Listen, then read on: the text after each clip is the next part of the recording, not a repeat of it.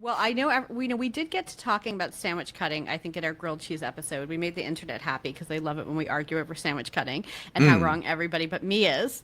But since I How made do you your cut your recipe, how'd you cut your BLT? I made your recipe, and you insist in this Serious Eats recipe that triangles taste better, with a Mm-hmm. link to your T-shirts that say triangles taste better. Mm-hmm.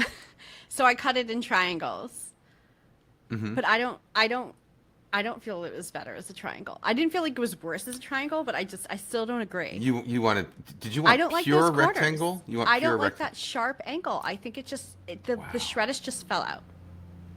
Wow. It does. The goal of cutting a sandwich in half is to keep the contents inside. If you have a sharp No. angle, it's harder to keep it No. The inside. goal of cutting a sandwich in half is to shortest make it easier to eat.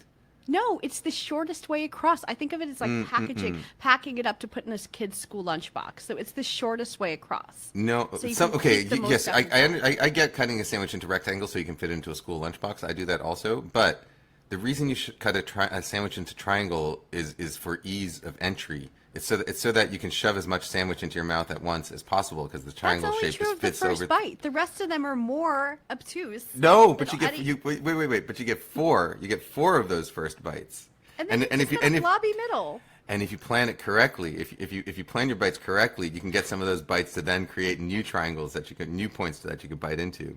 It's a Okay, little bit of a Mr. strategy game. Geometry. I didn't take the protractor, the compass, and the protractor out to eat my sandwiches. Maybe that's what I'm doing wrong. it I could felt just that be the that shredders fell out. maybe you just have a blocky mouth. Like maybe you have a mouth that's just made for 90-degree angles. I've never considered this. I have a big mouth, that's for sure. This should be evidenced by having a podcast.